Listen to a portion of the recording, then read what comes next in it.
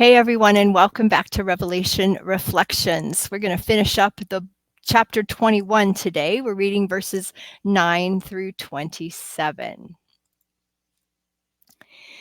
Then one of the seven angels who held the seven bowls containing the seven last plagues came and said to me, "Come with me, I will show you the bride, the wife of the Lamb." So he took me in the spirit to a great high mountain, and he showed me the holy city, Jerusalem, descending out of heaven from God. It shone with the glory of God and sparkled like a precious stone, like jasper, as clear as crystal. The city wall was broad and high, with 12 gates guarded by 12 angels. And the names of the 12 tribes of Israel were written on the gates. There were 3 gates on each side, east, north, south, and west. The wall of the city had 12 foundation stones, and on them were written the names of the 12 apostles of the Lamb. The angel who talked with me held in his hand a gold measuring stick to measure the city, its gates, and its walls. When he measured it, he found it was a square, as wide as it was long. In fact, its length and width and height were each 1,400 miles. Then he measured the walls and found them to be 216 feet thick, according to the human standard used by the angel. The wall was made of jasper, and the city was pure gold, as clear as glass. The wall of the city was built on foundation stones inlaid with 12 precious stones. The first was jasper, the second sapphire, the third agate, the fourth emerald, the fifth onyx, the sixth carnelian, the seventh chrysolite, the eighth beryl, the ninth topaz, the 10th chrysoprase, the 11th jacinth, the 12th amethyst. The 12 gates were made of pearls, each gate from a single pearl. The main street was pure gold, as clear as glass. I saw no temple in the city, for the Lord God Almighty and the Lamb are its temple. And the city has no need of sun or moon, for the glory of God illuminates the city, and the Lamb is its light. The nations will walk in its light, and the kings of the world will enter the city in all their glory. Its gates will never be closed at the end of day, because there's no night there. And all the nations will bring their glory and honor into the city. Nothing evil will be allowed to enter, nor anyone who practices shameful idolatry and dishonesty, but only those whose names are written in the Lamb's book of life. And that ends our reading for today. And the reflection on this I title Holy City of God. You might even remember, we'll start over.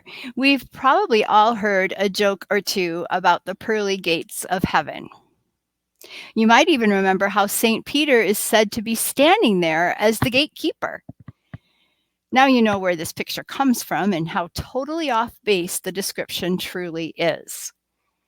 There are actually 12 gates, not one, and all of the apostles have a place in the foundation, not just Peter. But at least people are talking about heaven, even if it's only in jest.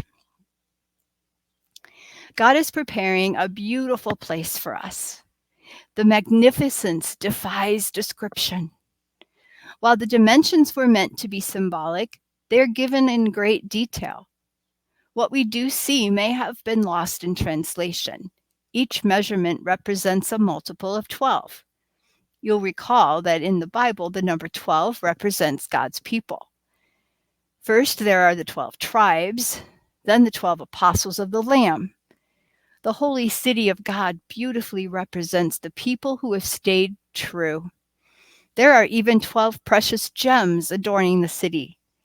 It is a magnificent place for God's people to dwell, and the size will be just perfect. The Bible says it shone with the glory of God and sparkled like a precious stone, like jasper, as clear as crystal. Because God's glory shines with such intensity, there's no day or night separation in the city.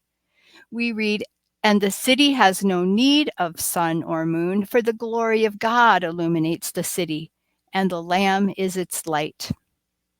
Imagine that much brightness. We will be speechless at the splendor. There will be no need for a temple building either. Why? Because you will always be in the presence of God. Our lives will be one praise song after another. For me, loving to sing praise music, this sounds glorious. I can get lost for hours sitting at my piano, playing music and singing. I know how strongly I feel connected to God when I do that. He's given me the gift, and I love to use it for His glory. It's not about the building anyway, right? So many times we as churchgoers get caught up in the building, thinking that that's the church. We are the church as God's people. Where we gather together doesn't matter. What matters is being in the presence of God. When we let our faith guide and inspire us, we can see God in many places. God is not contained in a building. This is a beautiful reminder that God is with us and meets us where we are. Some people have struggled with this statement. The nations will walk in its light, and the kings of the world will enter the city in all their glory. For those literalists who expected that all kings would perish during the final battle, they can't resolve that there may be some who escaped into heaven. For me, I know that not all leadership is corrupt and evil. For those who stand faithful, there is just as much room for them in heaven as there is for anyone. Seeing the reference to nations in the plural is also a beautiful display that God wants for all of us, every nation, to be included and welcome in the city He's preparing. It is clear nothing evil will be allowed to enter. The holy city is a safe haven for all of God's people. After struggling through our lives, we will have peace and joy that never end. We will no longer have to look over our shoulder or wonder when the next shoe is going to drop. That sounds like quite the reward to me. If you start to lose hope and confidence, remember the words from Philippians 4:13. For I can do everything through Christ who gives me strength. Let's pray. Lord, I thank you for the brilliant future you are preparing for me. Your words of assurance and promise have brought peace to my troubled heart. Help me to hold on tight to you and seek to do your will every day of my life. I know that you're giving me the strength I need each day, and I give you the glory for that. Let's shine together and make this world a brighter place as I await your glorious return. In Jesus' name, amen. Amen. Well, be blessed today. Just revel in what God is preparing for you. He revealed a little sneak peek today in this reading. See you next time.